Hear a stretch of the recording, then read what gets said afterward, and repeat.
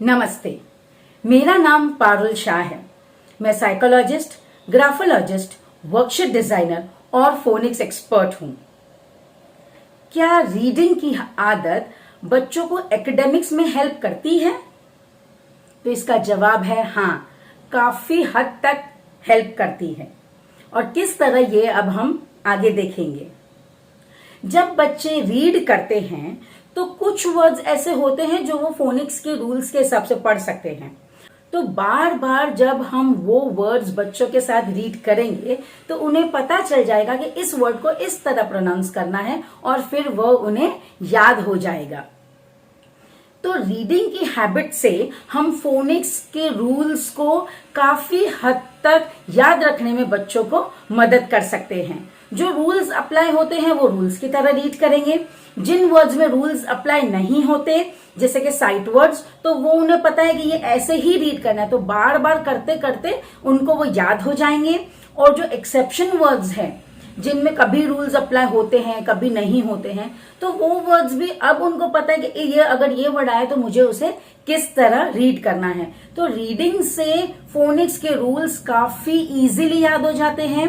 Phoenix से जो पढ़ सकते हैं वो साइट वर्ड्स, एक्सेप्शंस, ये सब कुछ उन्हें बार बार वही रीड करने से बहुत आसानी से याद हो जाता है।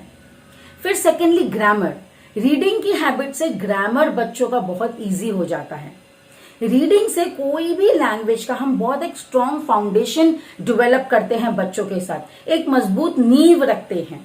तो जब हम रीडिंग करते हैं तो जो बेसिक ग्रामर कंसेप्ट है वो बच्चों के बहुत तभी क्लियर हो जाते हैं।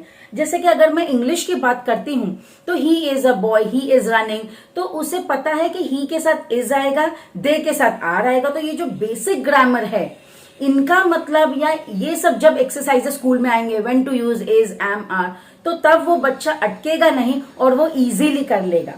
सेकेंडली, जब उसे सेंटेंस फ्रेम करने होते हैं तो बिकॉज रीडिंग की हैबिट है, उसने इतना कुछ सुना है तो वो सेंटेंसेस भी बहुत इजीली फ्रेम कर सकते हैं। फिर पढ़ते पढ़ते कई बार बच्चे नए नए शब्दों के संपर्क में आते हैं। इस तरह उनकी वोकैबुलरी डेवलप होती है। वो नए वर्ड्स वो देख सकते हैं कि सेंटेंस में उसका मीनिंग क्या है, या डिक्शनरी में ढूंढ सकते हैं।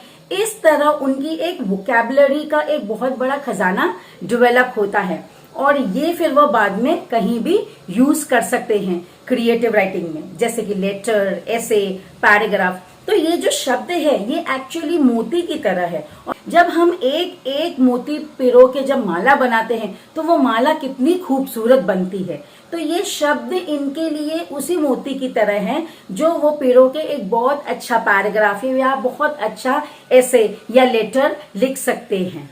सो वोकैबुलरी तो बढ़ती है, उसके साथ साथ उनका क्रिएटिव राइटिंग भी बहुत बढ़ता है। फिर पढ़ने से, रीडिंग की हैबिट से उन्हें बहुत नए नए आइडियाज भी आते हैं।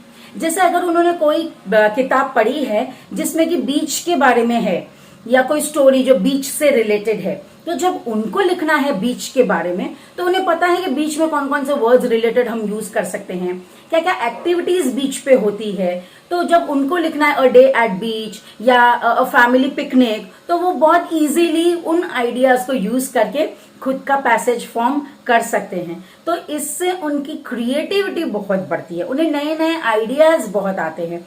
तो जब खुद को लिखना होगा या कहीं बोलना होगा, एक्सटेम्पोर है या कुछ एलोक्यूशन कंपटीशन है, तो ऐसे जब एकदम ऑन द स्पॉट जब बोलना रहता है तो ये जो अगर कहीं पढ़ा होगा तो उन्हें आइडियाज आएंगे और वो बोल पाएंगे और वैरायटी ऑफ टॉपिक्स के ऊपर, वो तब अटकेंगे नहीं।